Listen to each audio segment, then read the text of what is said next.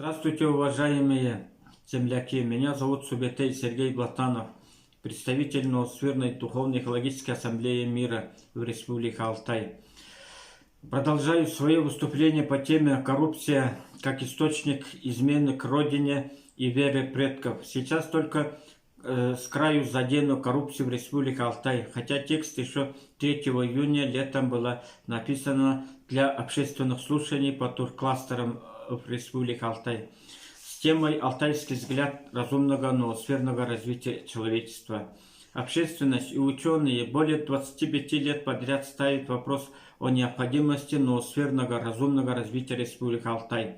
Мы его сформулировали таким образом, что Республика Алтай, взявшая за основу своего социально-экономического развития учение Владимира Ивановича Вернадского о разумном развитии. Ноосфера – это сфера разума.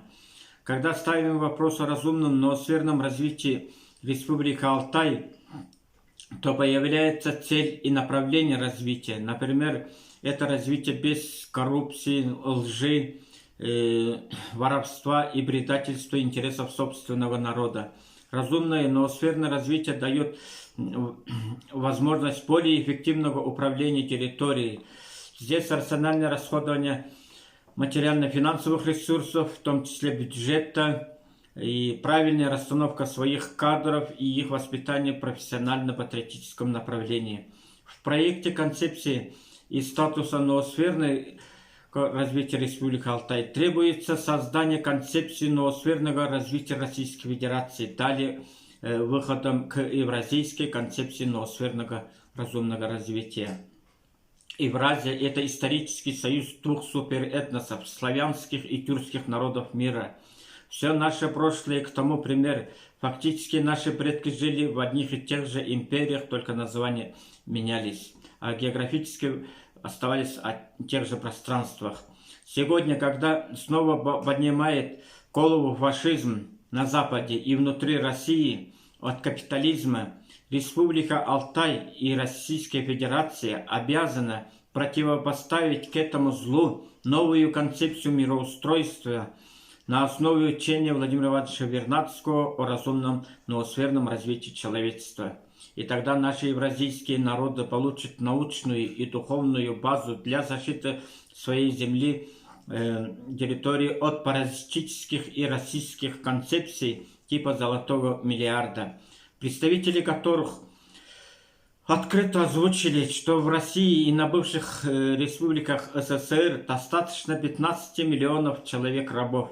Специально создают условия по столкновению славянских и тюркских народов, для того, чтобы они ослабились и самоуничтожились в борьбе, а уже третьи страны и народы спокойно займут их территории и приобретут все природные богатства.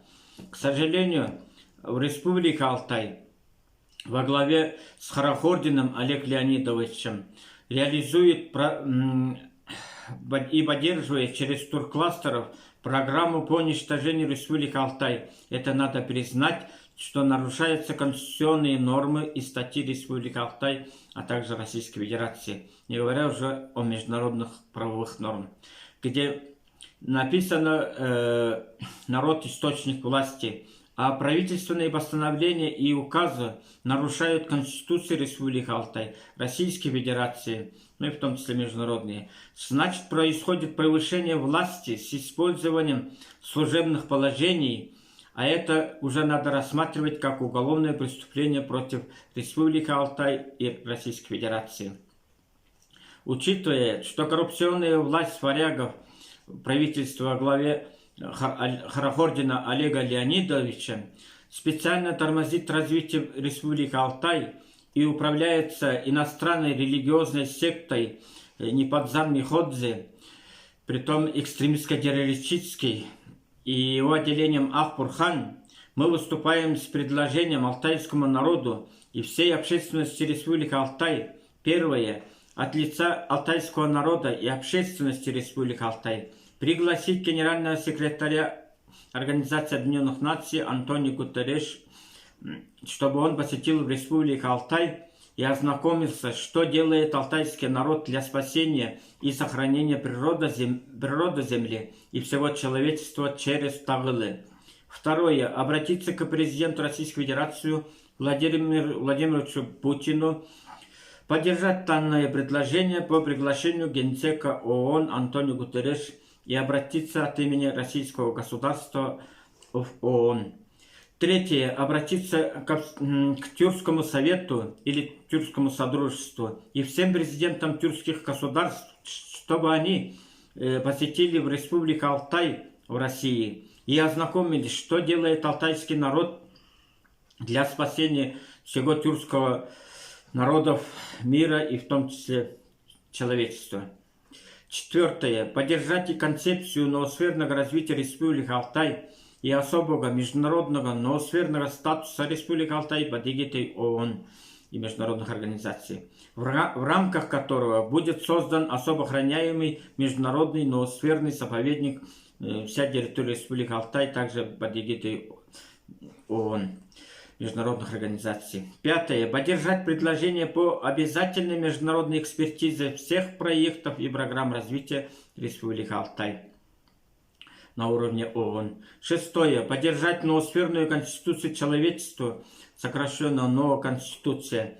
И на основе этого документа начать разработку ноосферной конституции Республики Алтай как федеральный и мировой пилотный проект на уровне также Организации Объединенных Наций. Седьмое. Объявить мораторий и запрет в Республике Алтай продажу земель любых категорий и форм собственности, пока не устранены уже имеющиеся преступления в части земельных отношений в Республике Алтай. Восьмое. Запретить и приостановить финансирование всех проектов и программ, которые реализуются на территории Республики Алтай, типа туркластеров и так далее, пока не будут установлены в населенных пунктах Республики Алтай не менее 100 или 150 тагылов. В данное время имеется всего лишь 29. Учеными из России научно доказывают и фактически доказано, что тагылы гармонизирует и стабилизирует биосферу планеты Земля и имеет общекосмическое значение для спасения человечества на Земле.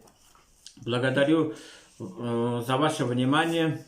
В следующих выступлениях более подробно расскажу про Центр развития Республики Алтай и что за ноосферу они предлагают нам в связи с этим.